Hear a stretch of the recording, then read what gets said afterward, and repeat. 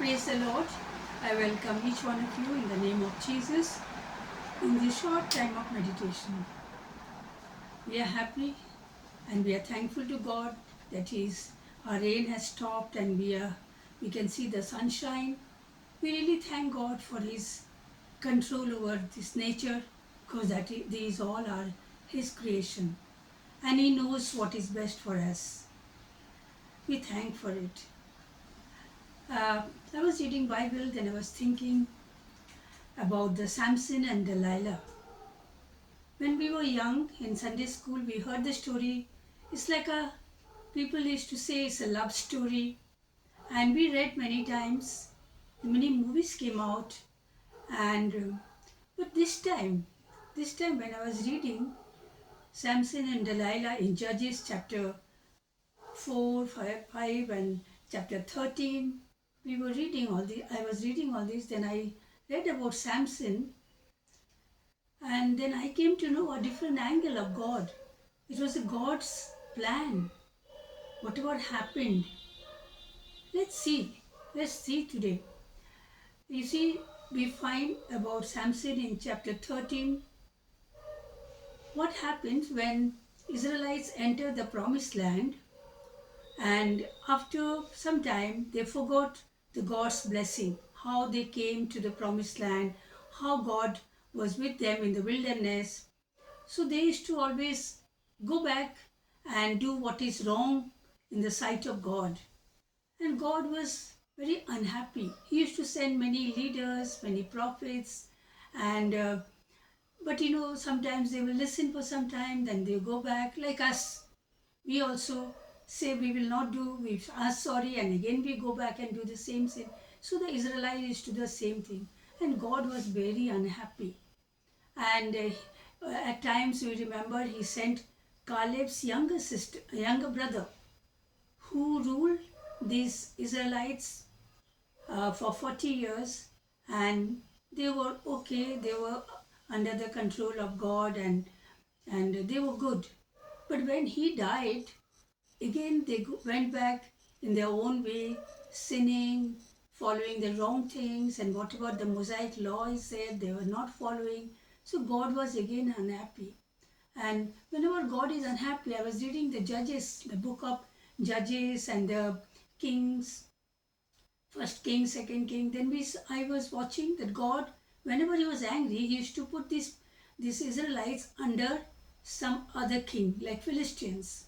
So they used to torture and then they used to cry out to God and God used to hear. So this the same thing happened, and when we come to the Judges chapter 13 about Samson, there's a man called Monaha. He is from tribe Dan. We know there are 12 tribes. One of the tribe is Dan, D-A-N, Dan. And from there, this man, he was a good man. That's why God chose him. And his wife was barren.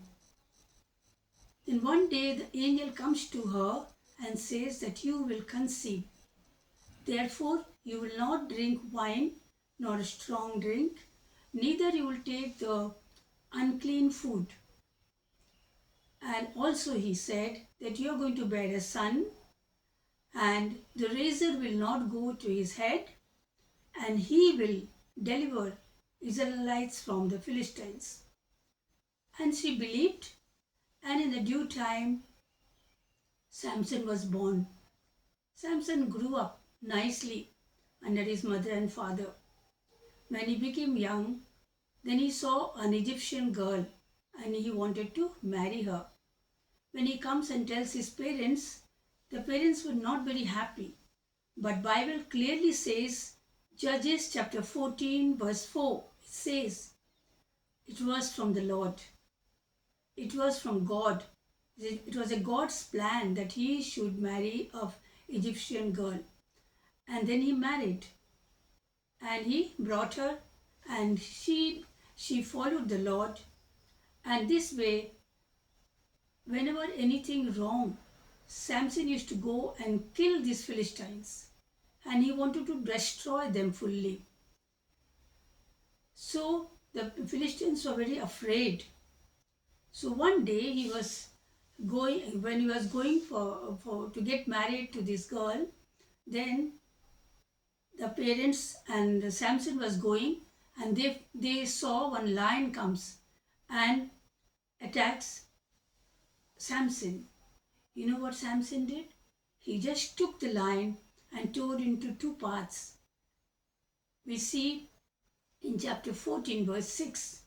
And then it says clearly, the Spirit of the Lord came so that he got strength. He was a Nazarite, but God's Spirit came there and he got the strength and he killed the lion.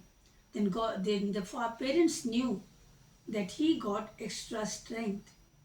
And this way the days passed. And one day he met one lady, a harlot. We know about the harlots. The characteristics of harlot we find in Proverbs chapter 6, 7, which Solomon has written. It is very clearly the characteristics and nature of a harlot. And he fell in trap of this harlot called Delilah. And he used to go to her and, and spend time with her. And then the Philistines, they caught Delilah and said, how this person got so much of strength, find out. And in many ways, Delilah wanted to take out this reason how Samson got this strength. But he used to make different pretexts. But at last, one day, he got fed up. He said, I got this strength because I am a Nazarite and also because of my hair.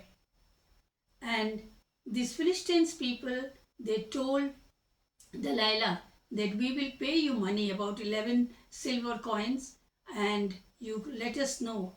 And because of that money, the harlot, Delilah, he told these Philistines about Samson. And they caught Samson and they cut his hair and then they put him in the prison. And then the worst thing happened. Then they started worshipping. They wanted to rejoice that they have killed their enemy. So they wanted to worship their God, and they assembled, the whole Philistines assembled in a big hall, and they were burning incense, dancing, drinking, and they were worshipping their God and praising their God. And they brought Samson from the prison and put him between the two pillars because they took out his eyes. He couldn't see, and they were very happy and they were rejoicing.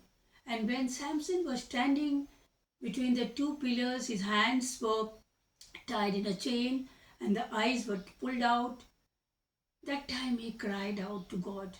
We see in chapter 16, verse 28 to 30, when you read, you see, he cried out to God, God, have mercy on me, give me my strength once, so that I want to die with this Philistine, but all the Philistines I will kill, which was God wanted.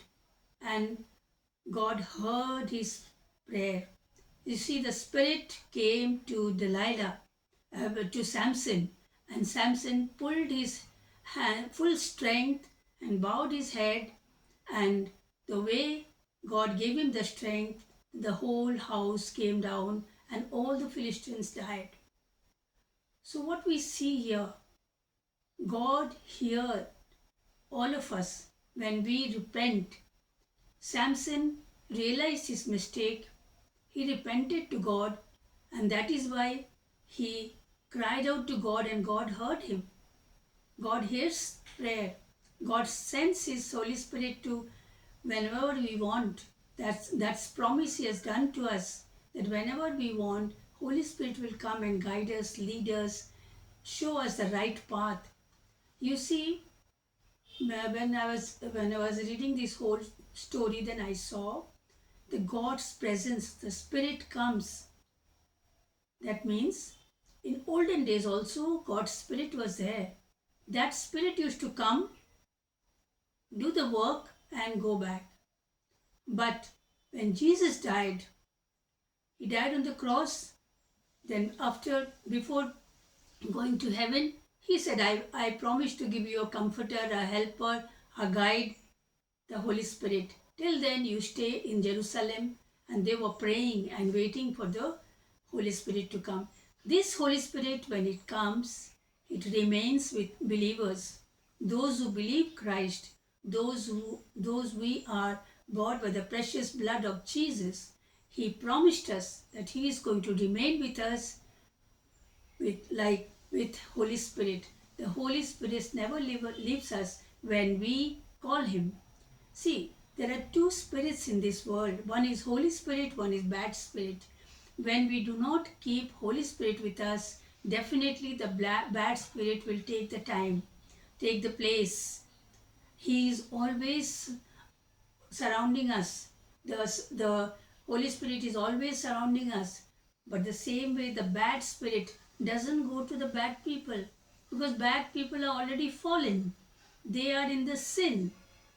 So the bad spirit will not go to them. Bad spirit always comes to the God's people, because he is defeated. The Satan is defeated. That is why he always comes to the believers to put them into problem, difficulties, trials, sickness, fight in the house, misunderstanding in the house, in the church, many places. The believers are always attacked by the bad spirit. That is why we have to be very careful. We have to be very, very careful that always that we should have Holy Spirit with us. Holy Spirit always, when it remains with us, we are safe. How Holy Spirit will come? We have to call.